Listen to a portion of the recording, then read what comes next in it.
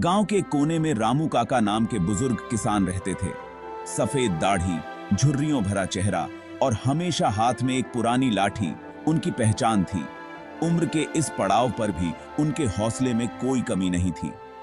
उनकी दुनिया बस उनके छोटे से खेत और 2 बैलों में ही बसी थी, जिन्हें वो अपने बच्चों की तरह प्यार करते थे।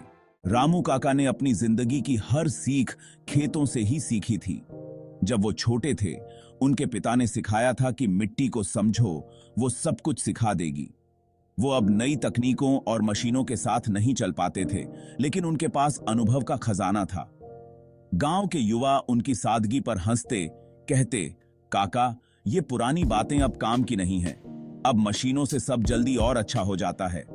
रामू काका उनकी बात सुनते, मुस्कुराते और अपने पुराने तरीकों से काम करते रहते। फिर एक साल गांव में भयंकर सूखा पड़ा। जिन किसानों ने नई तकनीक अपनाई थी, उनकी फसल बर्बाद हो गई। खेत सूख गए, पौधे मुरझा गए। गांव के लोग चिंतित थे।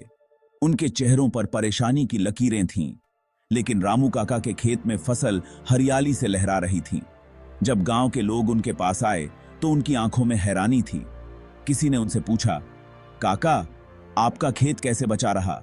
रामू काका ने अपनी पुरानी लाठी से मिट्टी की ओर इशारा करते हुए कहा, मैंने हमेशा अपनी मिट्टी का ख्याल रखा है, इसे समय दिया है। नई चीजें बुरी नहीं हैं, लेकिन सब्र और मिट्टी से जुड़ाव ही असली खेती है। इस मिट्टी में मेरी सारी उम्र की मेहनत और दुआएं लगी हैं। गांव वालों की आंखें नम हो गईं। वो अब समझ गए थे कि रामू काका का सच्चा अनुभव, मेहनत और लगाव ही उनकी फसल को सूखे में भी हरा भरा बनाए हुए थे।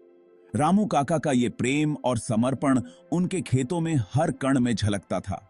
उस दिन के बाद से गांव के हर युवा ने रामू काका से खेती के असली मायने सीखे और उनके अनुभव को दिल से अपनाया।